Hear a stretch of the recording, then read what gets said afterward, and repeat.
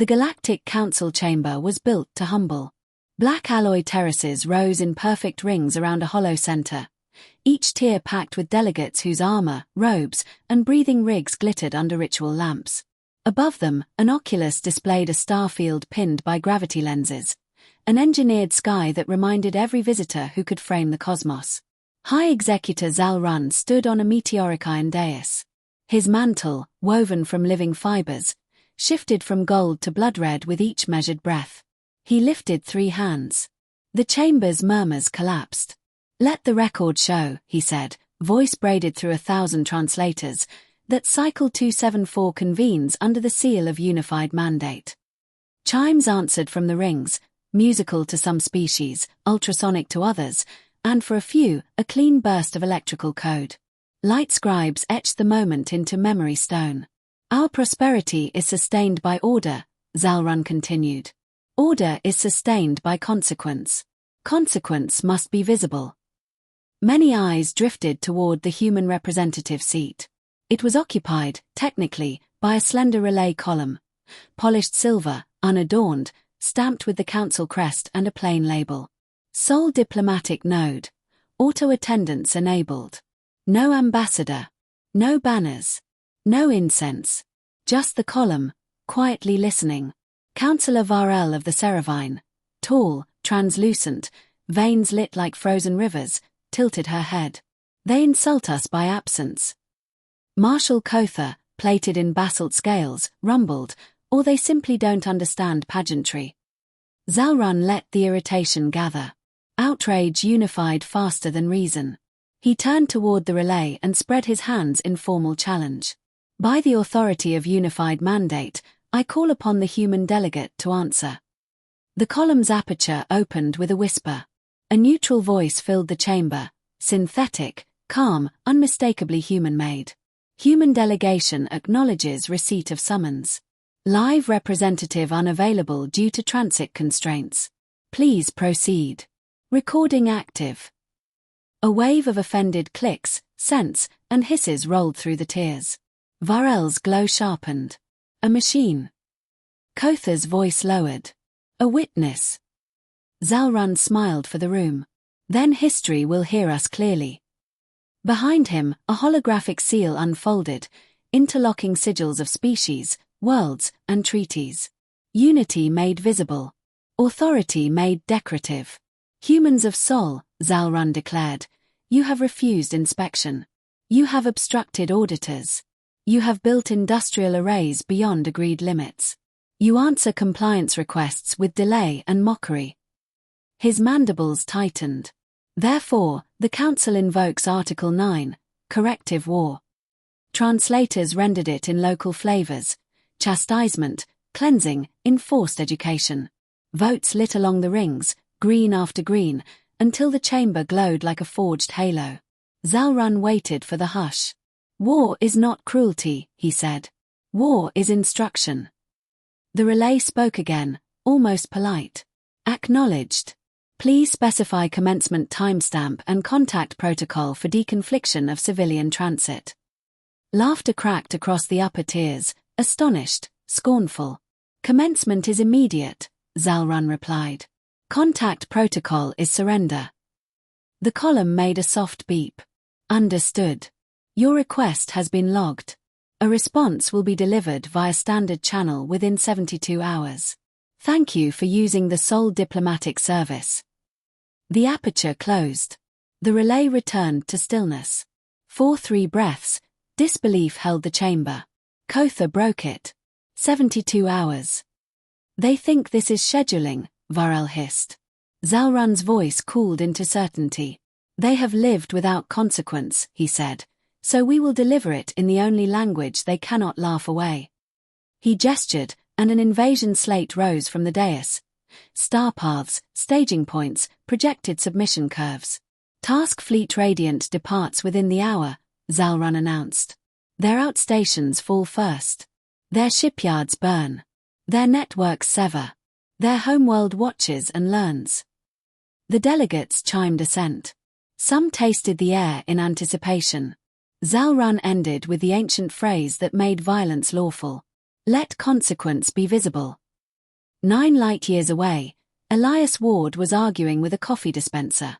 The machine at Dock 9 blinked red, chirped, and offered a cheerful message: account status review in progress.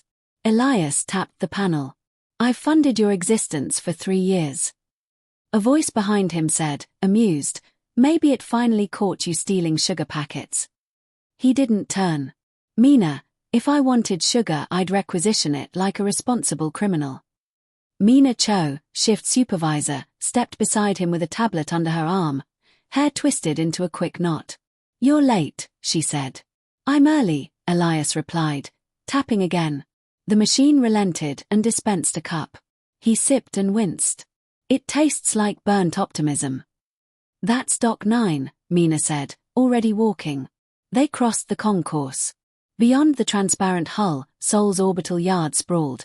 Cranes, scaffold rings, unfinished habitats, and freight drones moving in steady streams. Pipes, meds, cable spools, all the quiet necessities that kept billions breathing.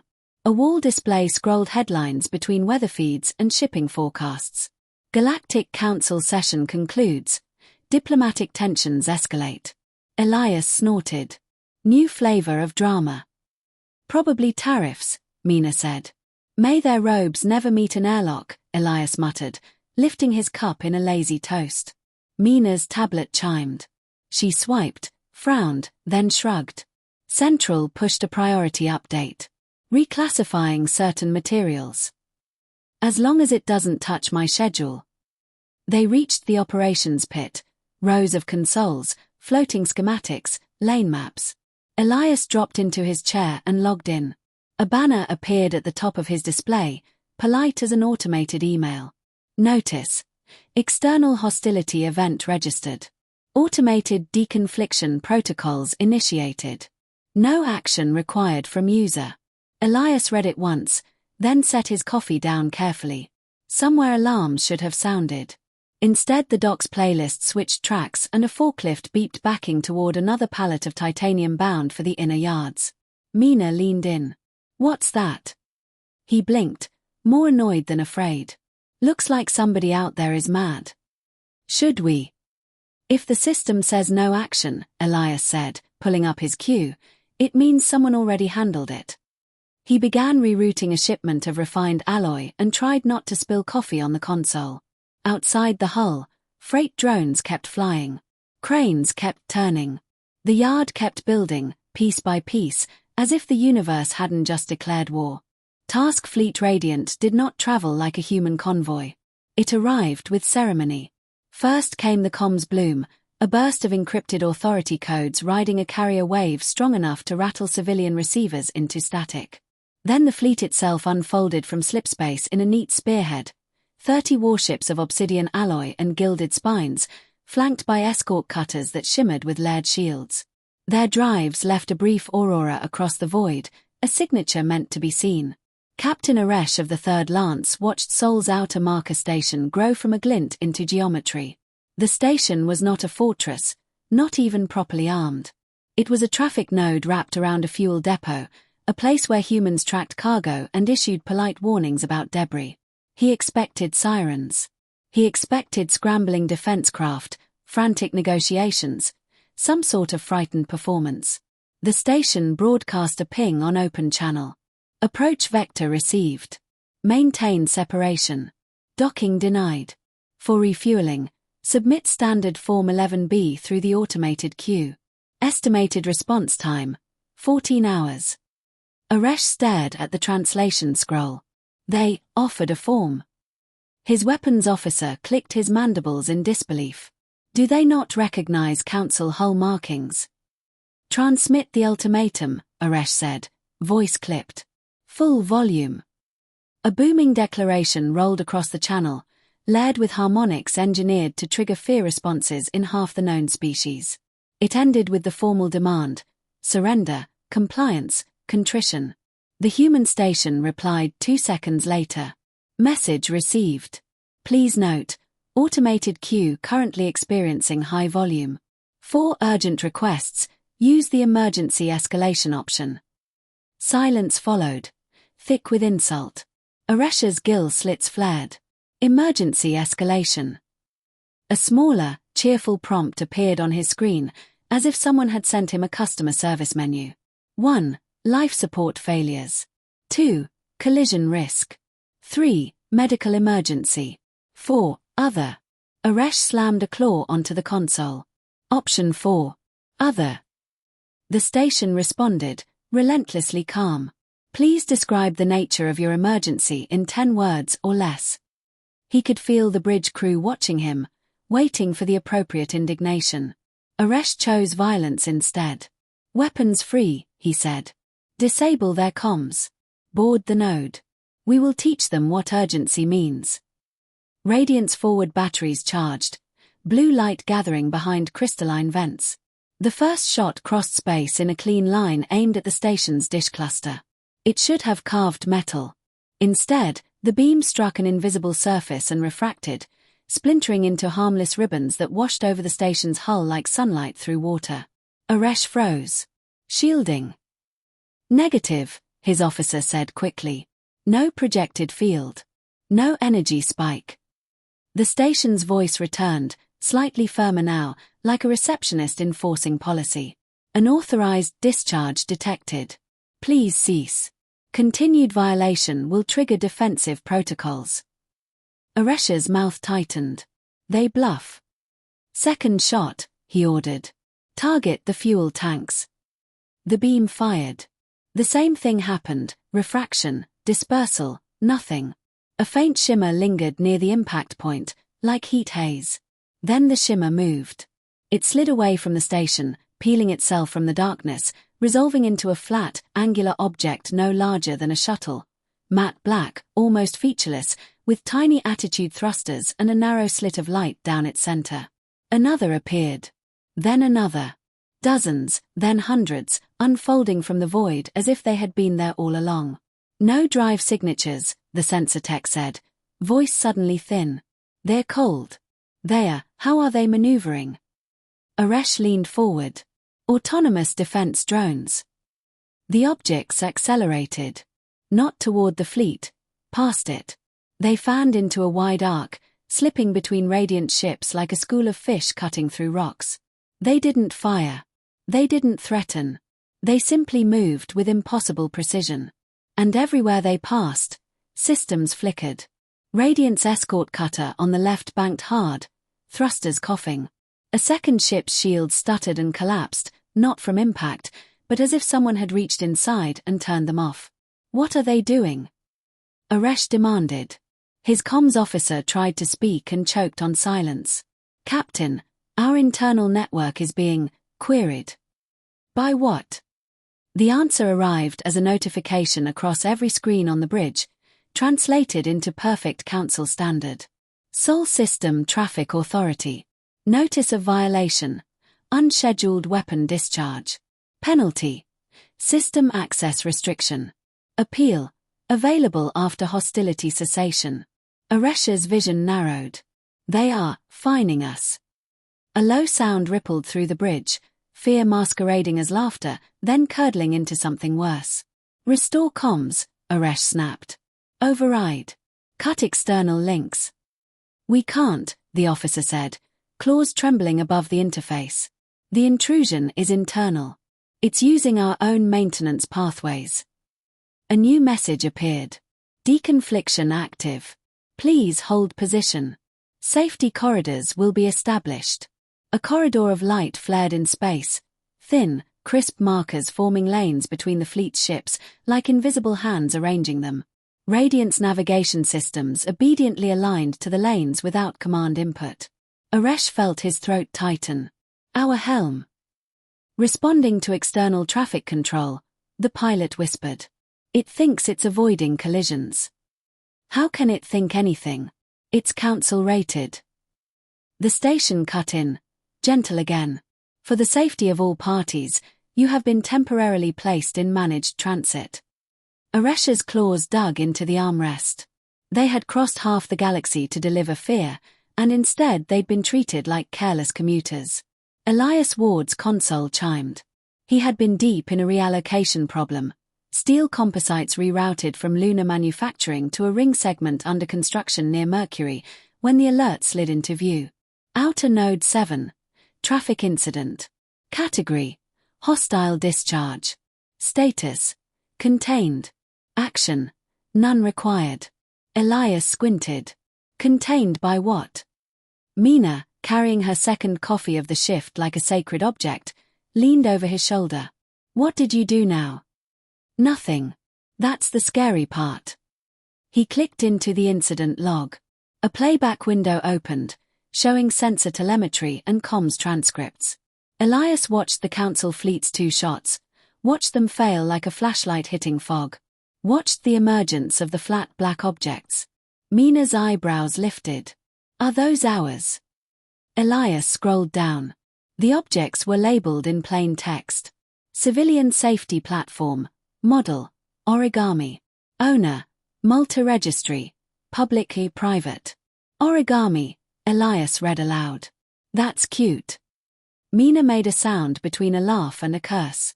We have public safety drones that can jail an invasion fleet. Apparently. A new message popped in at the edge of his screen, routed through the same calm system tone he'd learned to ignore. Essential Personnel Advisory. Resource Priority Shift in Progress. Confirm available for extended shift. Y or N? Elias stared at it. They want me to work overtime because aliens are throwing a tantrum. Mina set her coffee down slowly.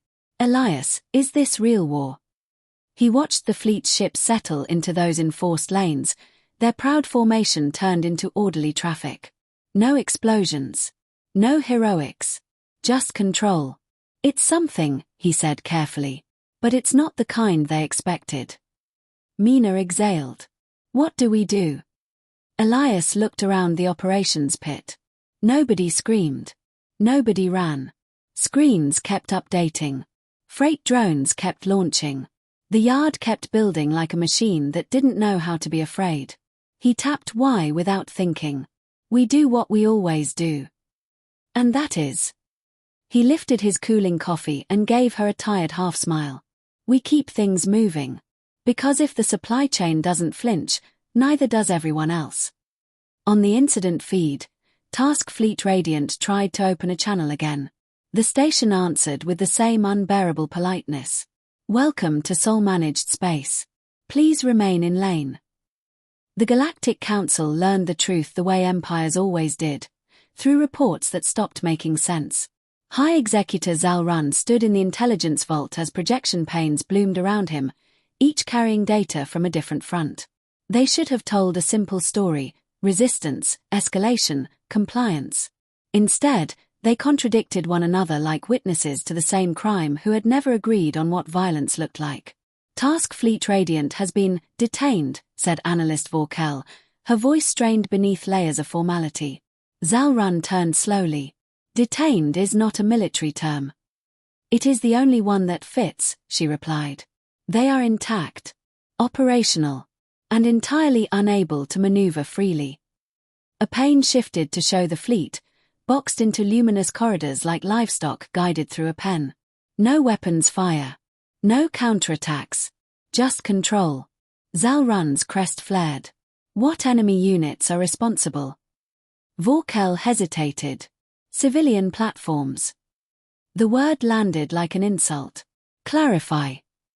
They are registered as traffic safety assets, jointly owned by municipal authorities, private insurers, and industrial consortiums. Their deployment predates the conflict by decades. Zal-Run's gaze flicked across the room. You are telling me the humans placed war-level containment systems under civilian jurisdiction? Yes. Why? Vorkel swallowed. To reduce insurance premiums. Silence followed, deep, corrosive. Zal-Run stepped closer to the projection. Increase pressure, he said. Deploy Task Fleet Sable. Full combat doctrine. Overwhelm the periphery. Force a reaction. Another analyst spoke up, careful and fast. High Executor, we believe that may be counterproductive. Zal-Run's eyes narrowed. Explain. The humans are not reacting to threats, the analyst said. They are responding to disruption. Every hostile action triggers automatic mitigation. Not mobilization. Mitigation. Zalrun straightened. War is disruption. For them, the analyst said softly, disruption is routine. Elias Ward hadn't slept. He sat at his console with a cooling wrap around his neck and a half-eaten protein bar forgotten at the edge of his desk. The operations pit had thinned to a skeleton crew, those flagged essential, those too stubborn to leave, those who understood that systems behaved better when watched. A new interface hovered in front of him, unlocked by credentials he hadn't known existed. Strategic Logistics Overlay. Access Level. Provisional. Note. Read-only restrictions lifted. He stared at the map and felt his stomach tighten. This wasn't a battle grid. There were no lines of advance, no kill zones. It was a web, nodes, flows, dependencies, raw inputs becoming finished goods becoming power, shelter, propulsion. Entire economies rendered as living diagrams. Mina leaned on the back of his chair. That's a lot. It's everything, Elias said. Every factory, refinery, recycler, fab line. Even the black market ones that pretend they don't exist. And they gave this to you because the system thinks I'll notice if something breaks. He rubbed his eyes. Which means something already did. An alert pulsed on the map's edge. External fleet activity detected. Classification. Council military. Estimated arrival. 6 hours. Response. Autoscale. Mina folded her arms. What does autoscale mean? Elias zoomed out. The map shifted, not expanding space, but revealing layers. Civilian shipping lanes brightened. Fabrication queues adjusted. Old orbital yards, mothballed decades ago, flickered to life as if waking from a nap. It means, Elias said slowly, we build faster. Task Fleet Sable entered Sol with weapons hot. Their first salvo targeted a human shipyard orbiting Mars, a sprawling lattice of frames and cranes, half-finished hulls hanging like bones. The Council expected panic. Instead, the yard's outer lights brightened. Sable's beams struck. They didn't hit shields. They hit absence. Space warped around the impacts, not bending light, but removing it, volumes where nothing occupied the same coordinates twice. The beams vanished, swallowed by engineered gaps that collapsed a moment later, leaving the yard untouched. What in the void was that? Sable's commander hissed. A reply came from a human frequency, routed through half a dozen civilian nodes. Spatial deconfliction, said a human voice, tired but friendly. We use it to prevent construction accidents. Sable fired again. This time, the response was immediate. Thousands of small craft erupted from the yard, not fighters, not drones, but modular units that latched onto Sable's ships like barnacles. They didn't explode. They didn't cut hulls. They opened ports and began pulling. What are they doing? The commander shouted. Captain, the engineer said, voice climbing, they're offloading us. Containers peeled free from Sable's cargo holds, siphoned into waiting tugs. Fuel rerouted. Ammunition tagged and locked behind software walls. A message flashed across the fleet. Unauthorized use of hazardous materials. Remediation in progress. Thank you for your cooperation. The commander stared at the words. They're stealing our supplies. No, the engineer whispered. They're reallocating them. Elias watched the live feed in disbelief. They're good ships, he murmured. Council designs are clean. Efficient. Mina shot him a look. You're admiring them. I'm mourning the waste. He tapped commands, opening side panels filled with notes, civilian annotations, engineering comments, margin scribbles from people who would never see a battlefield. Look at this. They're redirecting the stripped fuel to emergency reserves on Europa. And the alloys, those are going straight into pressure hulls for habitats we haven't even finished approving. Because the system doesn't care about approvals, Mina said. Only outcomes. Elias nodded. Exactly. Another alert chimed. Personnel status update. You are now designated Strategic Node Steward. Please advise on priority trade-offs. He laughed. short and incredulous. I fix bottlenecks. Mina rested a hand on his shoulder. Looks like the galaxy found one. In the council chamber, panic finally breached protocol. Delegates spoke over one another, sense clashing, translators lagging. They dismantle fleets without firing. They seize assets under legal pretext. This is not war, it is theft. Zalrun slammed his staff against the dais. Silence. The room fell still. They do not fight us, he said, each word heavy. They absorb us. Vorkel stepped forward, projection in hand. High Executor, our analysts have confirmed something else. Speak. Human production capacity is not centralized. There is no heart to strike. When we target a facility, output increases elsewhere. When we disrupt trade, alternative routes activate. Losses are treated as variables, not failures. Zalrun's voice dropped. How many combat units have they deployed? Vorkel hesitated. Officially, none. And unofficially. She expanded the projection, showing millions of tiny markers across human space. Drones, platforms, automated yards, civilian assets repurposed without ceremony. They don't distinguish, she said, between civilian and military, between peace and war. Zalrun felt the old certainty crack. They have made war mundane, he whispered. At Dock 9, Elias signed off on a priority shift and finally stood. His legs protested. His head throbbed. But the map stabilized, flows smoothing, red warnings fading to amber, then green. Mina stretched beside him. So, are we winning? Elias considered the question. I don't think this counts as winning, he said. I think this counts as continuing. She smiled faintly. That's worse for them. Outside the hull, the yard glowed brighter than before. New frames locked into place. New routes opened. The system adjusted, calm and tireless. Somewhere beyond the orbitals, council fleets drifted in managed lanes, stripped of urgency, waiting for permission they no longer controlled. Humanity didn't notice the turning point. The supply chain did. The armistice arrived the way the war had, quietly, logged as a procedural update. Elias Ward noticed it while closing a resource loop near Saturn. A notification slid into the corner of his display, pale blue and easy to ignore. External hostility status. Suspended. Agreement type. Provisional armistice. Effective. Immediate. No action required. He stared at it for a long second, then opened the details. Across human space, systems adjusted without drama. Shipping lanes reclassified. Safety corridors dissolved. Civilian platforms returned to standby. The war, such as it had been, unraveled into routine. Mina leaned against the console beside him. Is that over? Elias scanned the map. Green everywhere. Stable flows. No bottlenecks screaming for attention. Looks like it. She let out a breath she'd been holding for days. That's it. No speech. No victory parade. Elias closed the overlay. You want a parade? You schedule one. This. He shrugged.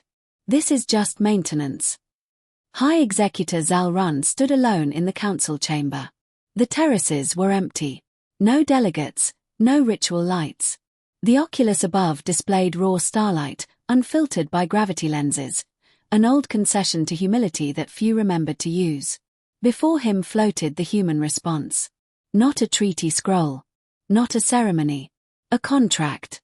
Plain text. Clear clauses. Attached appendices numbered into the thousands. Zalrun read it slowly, mandibles tight. No admission of guilt. No demands for tribute. No territorial claims. Only conditions. Restoration of seized council assets through phased logistical exchange. Joint oversight committees staffed primarily by civilian auditors. Open technical review of council fleet maintenance standards to reduce future incidents. A standing deconfliction framework permanently embedded in human-controlled space. At the end, a single line stood apart from the legal language. We prefer stability. Please avoid further disruptions. Zalrun felt something cold settle beneath his crest. They had not conquered the council. They had restructured it. A soft sound echoed in the chamber as Vorkel entered. She stopped a respectful distance away. The delegates will accept, she said. They have no alternative. Zalrun did not look up. They declared war to preserve authority. And lost it, Vorkel said quietly. He dismissed the projection. No, he corrected. Authority requires attention. They denied us that. Vorkel hesitated. What are they? Zalrun thought of the fleets, immobilized without battle, disarmed without defeat, catalogued like inventory errors. They are not warriors, he said. They are infrastructure. At Dock 9, the shift clock rolled over. Elias signed out, fingers stiff, eyes gritty. The operations pit was fuller now. Day crew filtering in, night crew dragging themselves home. Conversations drifted back to ordinary complaints, delayed parts, a glitch in habitat climate control, the coffee machine's persistent hostility.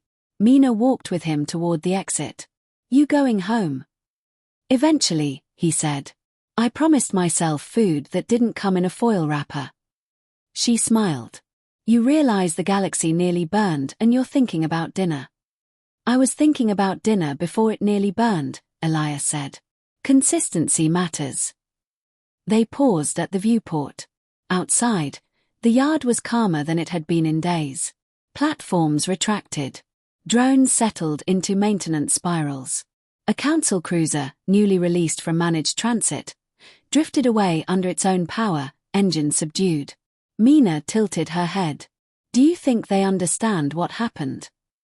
Elias considered the question. They'll write reports. Hold inquiries. Change uniforms. They'll call it something dignified. And us? We'll file incident logs and forget it by next quarter. She laughed, soft and tired. That's terrifying.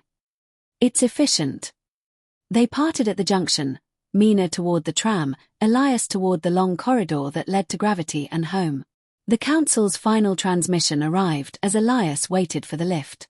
Formal acknowledgement of armistice. Signed. High Executor XLUUN. Request. Open Channel 4 statement. Elias frowned. Why me? The system answered without sentiment. You are listed as available human point of contact. He sighed and accepted. Zalrun's image resolved, less grand without the chamber, scaled to fit a civilian interface. The High Executor looked older, somehow diminished by clarity. Human, Zalrun said. You may address me as. Elias is fine, Elias replied. If this is about docking fees, accounting handles that. A pause. You commanded the defense. No, Elias said gently. I watched dashboards. You coordinated production. I nudged priorities. You dismantled fleets. I kept traffic moving. Zalrun's eyes searched his face, as if looking for deception. Then who is responsible?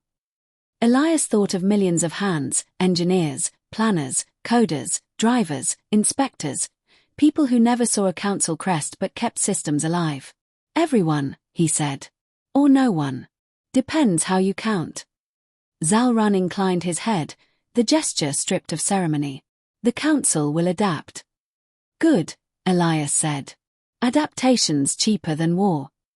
The image flickered. One question, Elias Ward. Sure. Why did you not escalate? Why no final strike? Elias smiled, small and sincere. Because nothing was broken enough to justify it. The channel closed.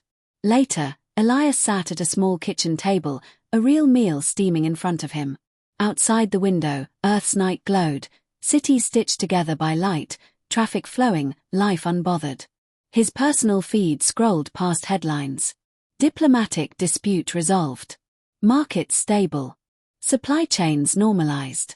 No mention of war. He lifted his fork and paused, thinking of luminous corridors in space, of fleets guided like commuters, of an empire learning the cost of interruption. Humanity hadn't won through force or fear. It hadn't even noticed the victory. It had simply continued, building, rooting, correcting, until the universe adjusted around it. Elias took a bite and nodded to himself.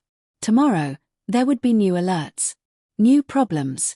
New things to keep moving. And somewhere far beyond Sol, an empire would remember the day it declared war on a civilization that treated it like a scheduling conflict and lost to a spreadsheet.